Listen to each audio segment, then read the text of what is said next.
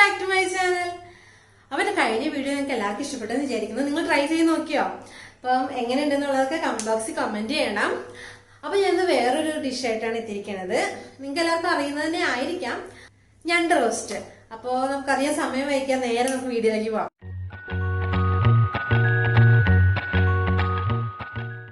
അപ്പം ഞണ്ട് റോസ്റ്റ് ഉണ്ടാക്കാനുള്ള ഇൻഗ്രീഡിയൻസ് എന്തൊക്കെയാണെന്ന് നോക്കാം. നമുക്ക് 2 വലിയ സവാള, ഒരു ചെറിയ കഷ്ണം ഇഞ്ചി, ഒരു 6 വെളുത്തുള്ളി, പച്ചമുളക്, കറിവേപ്പില, പിന്നെ ഞണ്ട്. അപ്പം എങ്ങനെയാണ് നല്ലൊരു അടിപൊളി ഞണ്ട് റോസ്റ്റ് ഉണ്ടാക്കണമെന്നാണ് നോക്കണത്. അപ്പം നമ്മളൊരു പാൻ അടുപ്പത്ത് വെച്ചിട്ടുണ്ട്. നമുക്കിതിലേക്ക് കുറച്ച് എണ്ണ ഒഴിച്ചു കൊടുക്കാം.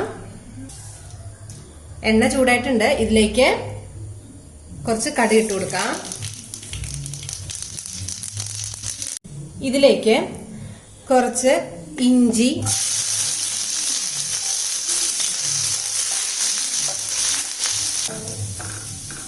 ജസ്റ്റ് ഒന്ന് മൂത്ത് കഴിയുമ്പോഴത്തേന് നമ്മൾ എടുത്തു വെച്ചിരിക്കുന്ന വെളുത്തുള്ളി, ഞാനൊരു 6-7 വെളുത്തുള്ളി എടുത്തിരിക്കുന്നതാണ്.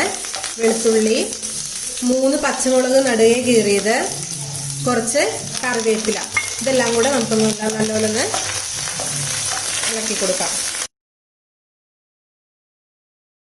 ആ ഇഞ്ചിയുടെ ഒരു പച്ചച്ചുവ നിൽക്കാതിരിക്കാൻ വേണ്ടിയാണ് നമ്മൾ ആദ്യമേ തന്നെ എണ്ണയിൽ ഇതൊന്ന് വഴറ്റുന്നത്. അപ്പൊ ജസ്റ്റ് ഒന്ന് വഴണ്ട് വന്നിട്ടുണ്ട്.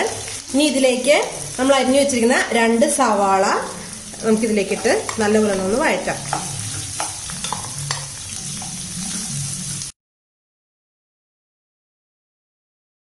ഇത് പെട്ടെന്ന് വഴണ്ട് വരാൻ ആവശ്യത്തിന് ഉപ്പും ചേർത്ത് കൊടുക്കാം.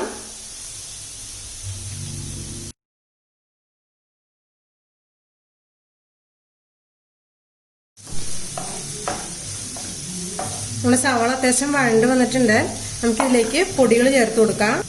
ഒരു 1/4 ടീസ്പൂൺ മഞ്ഞൾപ്പൊടി, 1 ടേബിൾ സ്പൂൺ മുളക് പൊടി, 1/2 ടേബിൾ സ്പൂൺ കാശ്മീരി മുളക് പൊടി, 1/2 ടേബിൾ സ്പൂൺ ചിക്കൻ മസാല,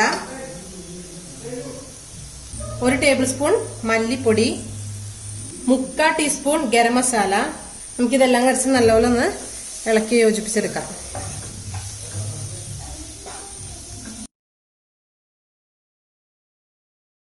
ഇതിലേക്ക് കുറച്ച് കുരുമുളക് പൊടിയും കൂടെ നമുക്ക് ആഡ് ചെയ്യാം.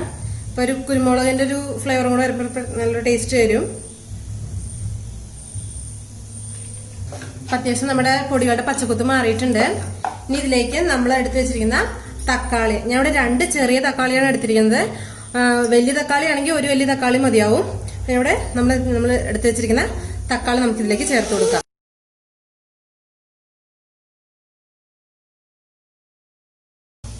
അപ്പൊ നമുക്കിതൊന്ന് അടച്ചു വെച്ച് വേവിച്ചെടുക്കാം.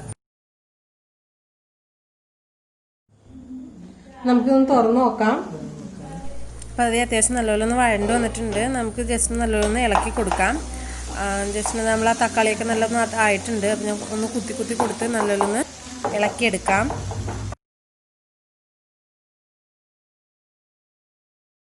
ഇപ്പൊ അത്യാവശ്യം നല്ലപോലെ വഴണ്ടിട്ടുണ്ട്.